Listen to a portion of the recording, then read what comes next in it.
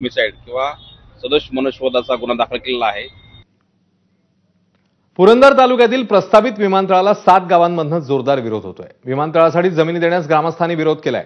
आता जमीन मोजण्यासाठी आज आलेल्या पथकाला गावात येण्यास ग्रामस्थांनी मज्जाव केला, तेव्हा पोलिसांनी लाठीमार आणि अश्रुधुराच्या नळकांड्या फोडल्या असा दावा इथल्या ग्रामस्थांनी केला। यावेळी झालेल्या धक्काबुक्कीत एका महिलेचा मृत्यू झालाय असाही गंभीर आरोप त्यांनी केला। मात्र जीव गेला तरी चालेल पण माघार घेणार नाही अशी भूमिका इथल्या ग्रामस्थांनी घेतली।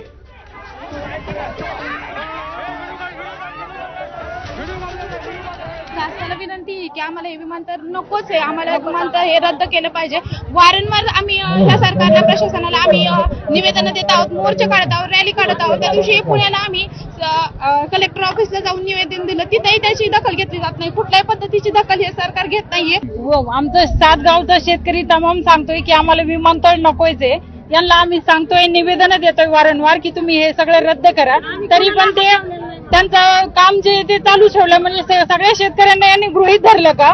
आम्ही 2 दिवस झालं ड्रोन सर्वेसाठी या ठिकाणी आंदोलन करत आहे, पण शासन इतकं म्हणजे निर्दयी आहे। आम्ही काय गुन्हेगार आहोत का? आम्ही आमची शेती वाचवतोय, मग हा काय गुन्हा करतोय का? आज त्यांनी हद्द पार केली, पार रक्तबंब होईपर्यंत आमच्या तरुण पोरांना मारले, महिलांना सुद्धा काठीने मारले। कालपासून 70 गुन्हे आमचे दाखल केलेत। काय आम्ही कारण म्हणजे काय आमचं काय प्रॉब्लेम की तुम्ही आमच्यावर गुन्हे दाखल करताय? आम्ही शेती करतो, हा प्रॉब्लेम आहे का यांना?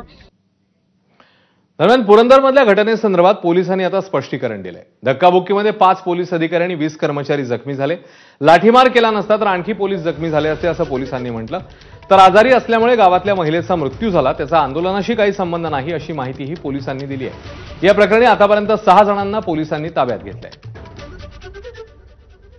गावामध्ये शेजारच्या गावामध्ये एका महिलेचा मृत्यू झाल्यामुळे तिथली परिस्थिती जी आहे ती थोडीशी लोक भावनिक झाले आणि त्यामध्ये त्यांनी पोलिसांवर हल्ला केला।